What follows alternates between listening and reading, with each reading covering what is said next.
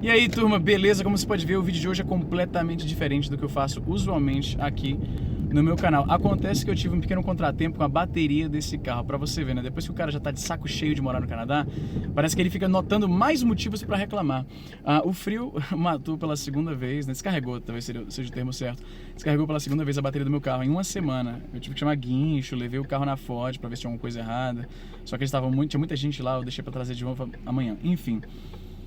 Eu queria fazer esse vídeo para comentar um pouquinho melhor na história que eu contei em alguns vídeos atrás e que muita gente tinha muitas perguntas, então eu queria explicar um pouco melhor a história. Eu queria falar sobre o assassinato de Mark Mariani, que aconteceu, se não me falha a memória, em 2011, aqui em Calgary, mais especificamente do lado de fora da loja em que eu trabalhava. É por isso que eu conheci o cara, ele era freguês lá na loja, e ele foi brutalmente assassinado por dois neonazistas.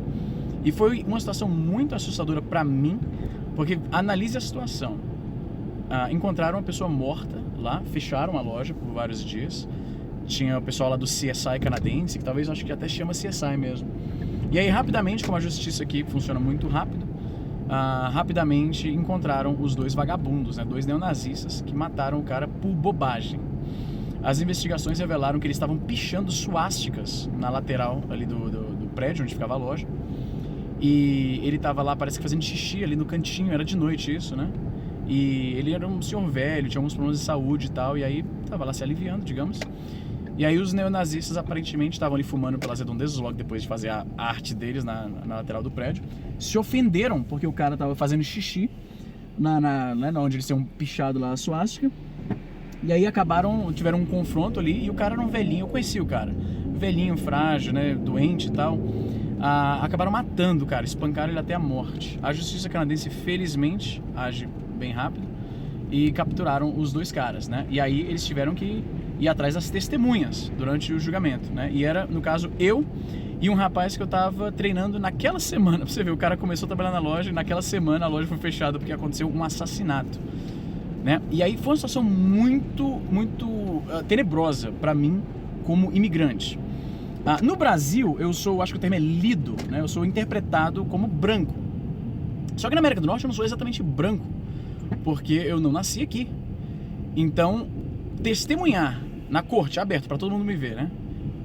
Contra neonazistas, quando eu sou um imigrante latino chamado Israel, o que faz muita gente aqui supor que eu sou judeu, era um negócio que me dava muito medo. E aí, quando eu fui contatado pela promotoria, eles falaram, olha, os fatos são esses, eles te explicam tudo, né? Eles falam, os fatos são esses, você estava lá na hora tal e tal. Inclusive é curioso, porque quando me falaram que os detetives queriam falar comigo por causa da morte lá do carinha, eu me desesperei, eu falei, mano, como assim? Eu sou suspeito da parada? Eles falaram, não, é porque você estava lá na hora, a gente quer saber o que você viu, o que você ouviu, o que você talvez falou com o cara, né, e tal, porque ele estava na loja momentos antes da morte dele e tal. Então eu fui a última pessoa a falar com o cara em vida, então eles queriam muito falar comigo. Tinha outro carinha que trabalhava comigo, mas eu era a testemunha principal da parada.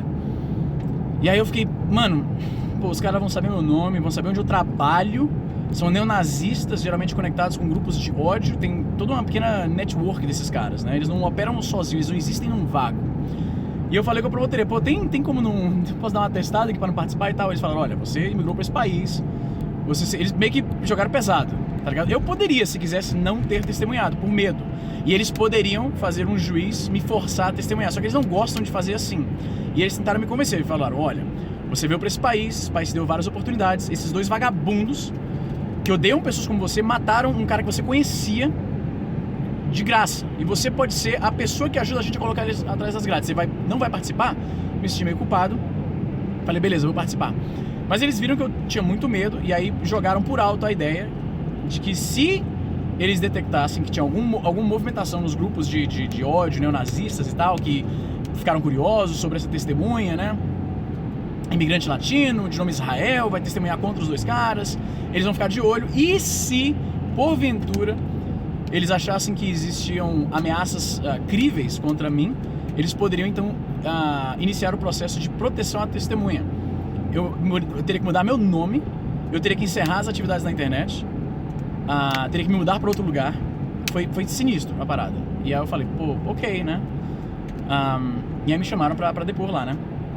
À medida que o processo foi caminhando, foi ficando óbvio que eles eram neonazistas que não tinham grandes conexões com os grupos de ódio aqui. Eles eram os perdedores dentro do grupo dos perdedores, entendeu? Os nazistas que nem amigos têm entre os próprios nazistas. Daí você tira a qualidade de ser humano que esses dois caras eram, né? E eu fiquei muito curioso quando eles falaram sobre essa rede de neonazistas, porque até o momento o Canadá sempre tinha sido descrito para mim como um país muito acolhedor à imigração, né, gente de outras culturas e tal. E era a experiência que eu tinha. Com raríssimas exceções, eu nunca fui destratado por ser imigrante aqui. Talvez porque, como eu falei, minha pele é bastante clara, o meu inglês não tem muito sotaque de imigrante, então talvez por isso eu não tenha experimentado tanto racismo, preconceito e xenofobia no Canadá. Eu teria que perguntar para outros amigos que talvez tenham uma pele mais escura e que não falam inglês tão fluente quanto eu.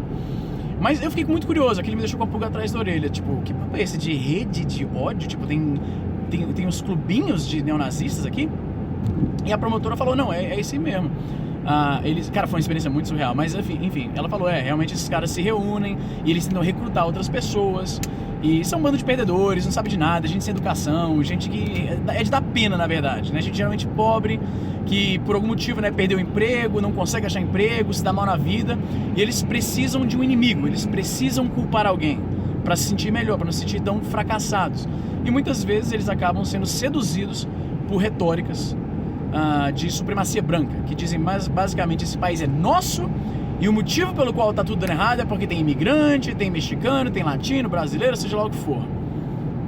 Então eu fiquei muito preocupado com isso, né, e comecei a pesquisar um pouco sobre isso, né?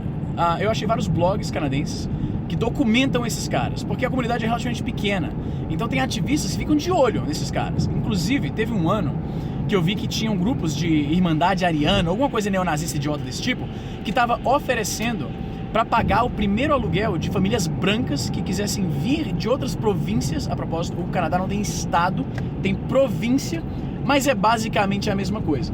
Eles estavam recrutando famílias brancas para vir aqui para Alberta, que é a província onde eu moro, porque eles achavam que tinha muito imigrante aqui, tem muito negro, muitos não brancos. Eu não sou considerado branco por eles. E eles queriam facilitar a migração de famílias canadenses brancas, né? Sangue europeu é o que eles gostam de falar. Idiotice, sangue é sangue, caralho. E eles estavam tentando recrutar, né, pessoas que pensem igual, né? É muito bizarro, cara. E foi nessa época que eu comecei a prestar atenção nisso, porque invariavelmente, hoje em dia, a principal ferramenta de radicalização dessas pessoas, de propagação de discurso de ódio, de um discurso que se travesse de tipo, não, isso aqui é só sobre economia, a gente tá falando só sobre economia, a gente tá falando só sobre isso aqui e aquilo lá. Mas na verdade é basicamente uma mensagem de radicalização racista cifrada, para que não fique muito óbvio, para que vá convencendo pessoas que pensam que estão adotando uma postura por questões totalmente ideológicas que nada tem a ver com racismo, xenofobia. Esse cara tá colado no meu amigo, pelo amor de Deus. Ele não sabe o que é construção a 50 km por hora, ele veio colado aqui e vai me ultrapassar com raiva. Eu fiquei muito curioso sobre isso, eu comecei a consumir muito desse conteúdo, o pessoal que fica de olho nesses caras. Aí eles acham um fórum, desbaratam tudo, olha, eles estão falando sobre isso, identificamos quem são as pessoas, né, para envolver a polícia, os órgãos de inteligência canadense para desbaratar esses caras, porque naturalmente eles acabam se envolvendo com violência, atentados terroristas e coisas do tipo. Então é algo que muito preocupa as autoridades canadenses. E foi por essa época que eu comecei a me inteirar sobre isso, porque isso pra mim era tudo incógnito, cara. Neonazista, pra mim, era vilão de filme, entendeu? Era coisa absurda. Como assim neonazista aqui do lado, que mora no meu bairro, por exemplo? E é o que acontece. E a gente descobre que esses caras, eles não são convistos de uma vez. Eles não leem a primeira postagem na internet sobre neonazismo contra negros, contra gays, imigrantes, e eles não começam já a saudar a Hitler e fazer tatuagem de suástica na pele. É um processo gradual, eles vão cada vez mais aceitando aquilo, até o momento que eles concluem que a única forma de ver o mundo é de fato nazismo aberto, assim, declarado. Odeiam todas as pessoas que não sejam brancos, né, descendentes de europeus e tal, ou nem isso, né, porque pela minha pele ser bastante clara, eu suponho que a minha ancestralidade vem de pessoas brancas de Portugal, mas eu não sou branco bastante para eles. E foi mais ou menos por essa época. Eu era muito alienado em relação a isso. Esse papo de discurso de ódio, né, radicalização na internet, isso tudo não existia para mim. E foi por esse período que eu comecei a prestar atenção e eu senti na pele o perigo desse tipo de retórica, de comer solto na internet. Esses caras, eles eram pessoas normais, eles não nasceram odiando essas coisas. Eles consumiram isso, se envolveram com as pessoas erradas, acessaram os blogs e os vídeos e os fóruns, e tá aí, mataram um cara, e agora eu fiquei com medo pela minha vida, porque os caras agora vão saber quem eu sou, porque quando você testemunha numa corte é tudo aberto, todo mundo sabe que é todo mundo, entendeu? É um processo público. Podem ter amiguinhos deles ali na galeria assistindo o negócio, eu não sei, vão me seguir quando eu vou pra casa, vão me procurar na internet, eu sou uma pessoa muito fácil de encontrar na internet, né? Eu fiquei com muito medo, cara, fiquei com muito medo. Esse papo de, tipo, proteção a testemunha, isso é coisa de filme, caralho, como assim? Então foi por essa época. E eu queria explicar um pouquinho, porque muita gente perguntou, eu não dei muitos detalhes. Se você procurar o nome do cara, como eu falei no outro vídeo, você vai ver a foto lá você vai ver os detalhes todos. Entendeu? Então, felizmente, a minha participação no tribunal foi bem curta. Eu fui 2 dias para depor, né? Primeiro encontrei com a promotoria e eles, né, gravaram, escreveram tudo que eu falei, tudo que eu vi, tudo que eu ouvi. E aí depois eu fui de fato pro tribunal. E aí eu participei de 2 dias, né? Depois com o cara, foi esquisitíssimo, porque eu tô lá na frente do tribunal, tá lá o cara naquela área onde fica o acusado, e ele olhando pra mim, eu evitava olhar pra ele, né? O cara todo tatuado e tal. Ele ficava olhando assim pra mim com a cara de ódio, maluco. E eu pensando assim, eu acho que ele tá fazendo isso pra tentar intimidar, pra eu falar que eu não lembro nada, não vi nada, não sei de nada. E eu falei tudo que eu sabia, né? E fui a 2ª vez. E na 3ª, eles cancelaram a minha participação. Porque o que acontece é que os 2 foram acusados, mas a polícia, quando eles querem, né? Quando tem 2 acusados de alguma coisa, uma das melhores ferramentas da polícia é colocar um contra o outro, para que um deponha contra o outro, né? Porque os 2 é que sabiam melhor o que aconteceu. Então, se um deles quiser confessar e falar, e aí foi isso que aconteceu, né? Um deles ficou visto como o real responsável, o instigador do assassinato. O outro foi visto como meio que estava no meio e foi cúmplice, mas não era o principal. O cara que foi visto como principal, né? O real assassino do negócio, ele pegou prisão perpétua. E o outro cara que depois contra ele, se não me falha a memória, pegou 15 anos. 15 ou 20 anos, eu não lembro agora os detalhes. Se você googlear o nome, você vai ver tudinho, porque eu não lembro agora, eu tô puxando de memória. Né? E é isso, mano. Foi assim que eu me envolvi, de certa forma, com um processo de assassinato, maluco. Tipo, tive que depor na frente da polícia, na frente do tribunal e tudo. Nunca tinha participado de absolutamente nada desse tipo. Foi muito esquisito pra mim. E é isso. Bizarro. O meu ponto é o seguinte. Hoje em dia, fala-se muito sobre censurar o fulano só porque tava falando verdades. Só porque tava falando isso e aquilo, meu irmão. Te falo o seguinte. Presta atenção. Quem é a galera, que esse pessoalzinho mais voltado pra supremacia branca, separatismo, né, pureza, vamos voltar aos velhos modos de viver, esse tipo de coisa. Olha quem é, com quem que essa galera cola. Não falha. É sempre a mesma galera. E eu te falo, eu tendo visto isso com os meus próprios olhos, sentindo medo na pele, eu não consigo ser contra plataformas como Twitter, Facebook, Instagram, YouTube, o que seja. Tirando do ar discursos e retóricas que condizem para isso, que acabam levando a isso. Abre um precedente perigoso? Com certeza, não é uma solução perfeita, é muito delicado. É um poder muito grande silenciar as pessoas, isso pode ser usado contra até mim mesmo? Um dia pode, eu não sei. É perigoso, mas deixar comer solto, eu vi que não pode, não é uma alternativa. Então é isso, gente, vou ficando por aqui. Eu acho que o áudio desse vídeo ficou uma merda, eu não vou editar nada, vou colocar do jeito que tá.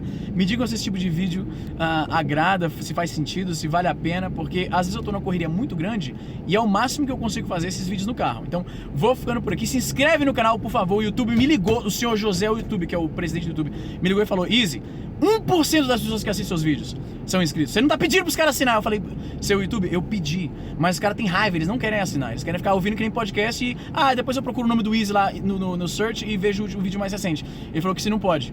De repente eu vou ser bloqueado aqui porque vocês estão fazendo o negócio errado. Então se inscreve aí, caralho, dá o joinha, se inscreve nessa porra, manda esse vídeo pro um amigo, me ajudem.